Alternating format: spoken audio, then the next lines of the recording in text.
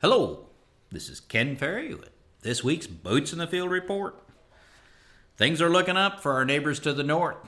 Called around for our crop report, and you can even hear it in their voice as you hear the combines honking and beeping in the background. Called out to Spatial Ag there in northwest Ohio, and it's game on for the bean harvest. They've been at it since Monday, and thought by evening they would cross over the 50% bean harvest mark. Things are going good. Beans are yielding good in that 50 to 60 bushel range and good quality. A little bit of stink bug issues on some of the seed beans, but overall the quality of beans looks good.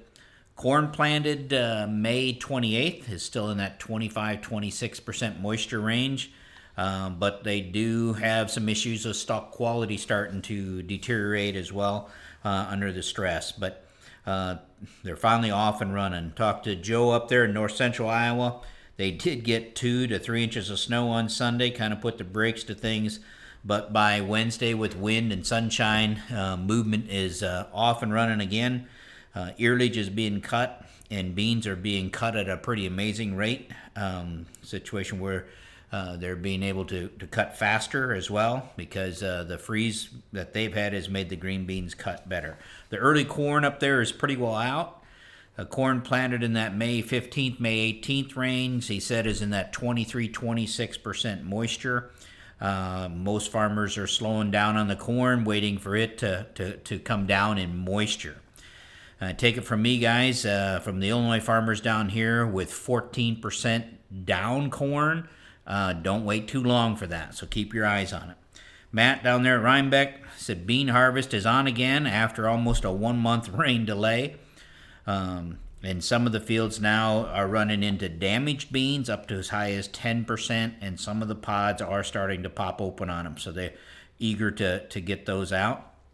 He said the freezing, though, did make not only the green beans but the water hemp cut better. So the harvest is moving along at a faster pace. Corn yields are still staying strong up there, but he said the good news is out of the 8 fields that they've harvested so far, the last 2 were the only 2 that they didn't have to hook a chain to some piece of harvesting equipment and get it out of the field. So you know what they say, Matt, is any day above the ground is better than one below. So it's a good day, so keep at her, and hopefully we can chew that harvest down. Here in the state of Illinois, again, most people have shifted to beans, so the bean harvest is finally getting squared off and starting to make some big moves on the beans finally. I talked with Gary Rabideau up at Ritchie Grain in Wilmington. He and Jeff had thought that their area has probably moved from only being 25% done with beans last week to probably approaching 75% done by the end of the week. So a lot of beans coming out. Here locally, this has been a big week for plot harvest, even with rain, snow, frost, combine breakdowns, stuck trucks, down corn, and backed up elevators. We've still had a big week when it comes to plot harvest. On one of the plots that I was running the scale cart in Tuesday, I could see 9 scale carts in the neighborhood running. Man, it's no wonder that we can overrun these elevators today. With the past frost and freeze in a number of areas, all the way to basically southern Illinois, growers are reporting that the beans are cutting easier. Most of the guys have picked up anywhere from a half a mile to 2 miles per hour in the bean harvest as they went back. And this is good. It'll move the efficiencies up, but don't forget to recheck your harvest loss at these new speeds. So let's make sure we're keeping those beans in the tank. As harvesting is moving towards the finish line, a lot of strip till and fall tillage is underway, as well as a fall fertilizer in the lime. These cooler temperatures are pushing down the soil temperatures, so this is good. We still got a ways to go before maximum daily soil temperature in bare soil at 4 inches is below 50 and stays there. Now, I know everyone listening to this podcast is a good steward of their nitrogen, and they won't jump the gun, right? Let's try to keep our neighbors from jumping the gun. You want to tell them that they don't want to be that guy. So everybody stay put until we get this thing cooled down. As a crew is working through plot data this week, they ran across something that unfortunately will affect a lot of you who are using the 2020 Yield Sense to process your maps and your data.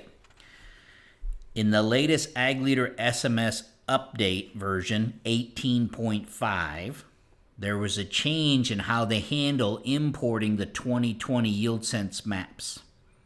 We were told it was to speed up the analysis of handling these maps. When reading them in, it'll combine all loads harvested on the same day for the same field into one load. No matter how many separate loads you created in the field, all the loads will be combined into one big load. When reading the same files in the older version 18.0, the separate loads are kept separate, as they always have been. This is a significant concern for test plots, especially if you are hoping to separate different parts of the field into different loads, or to separate different treatments into different loads for analysis in the SMS software, or to scale them as we do to scale carts. So if you're doing a hybrid plot with scale carts and you're wanting to put that scale weight actually back in there, you got to know where it came from. Our current and cumbersome workaround right now is to read all the 2020 Yield Sense plot data into the older version of SMS. Now here we have 5 different computers running SMS to handle our volume of yield mapping, and we always, School of Hard Knocks, we learned this, we always keep at least one of them on the older software version before we convert them all up. And if you guys convert up from 18 to 18.5, you got to mitigate your data up to it. And once you've done that, you can't read it back in the 18 version. So if you haven't updated your SMS software at this point, I'm going to recommend don't do it, so you can still use that older version. If you did upgrade, most likely you had to make a backup of that information before you did the upgrade, and you may reinstall the old software and go back to that backup. But in this case, we're reading the stuff into the old version, then we're exporting it out as a shapefile, and then reading those shapefiles into the new version. If there are any Ag Leader SMS experts out there who have a faster and easier way to accomplish this task, we would love to hear from you. But at this point, it looks like a small change that's going to make a huge hiccup in the way most of us process the data. Hopefully, this will get fixed in 18.6 or whatever it is. But for right now, if you haven't updated, don't update. If you did update already, you may want to let us know and bring those files in here, and we'll read them into an older version for you and do the conversion. But it is one of those challenges we get into whenever there's a software update. For the guys that are crossing the finish line of harvest, you can start to upload your data files to us. That can be done through the website a number of ways depending on the size of your files. If you have any questions on that, you can call the office and talk to Zach. He'll walk you through it. If you're close by, you can just drop your electronic files off, and the guys will download them and put them in our vault and give your drives and stuff back to you. Don't forget, though, to bring along or send along the details of any plots that you have yourself out there in the farm that you would like us to analyze, as far as which loads they're in and where they're at out there in the field. And we'll be happy to help you extract that information. So call the fields in as you get them done. Our crew is doing a fantastic job of cleaning them up through the rain, sleet, and snow. So just let us know. To stay up to date, check out our website at croptechinc.com and subscribe to our podcast, Boots in the Field Report. Keep her safe, keep her moving.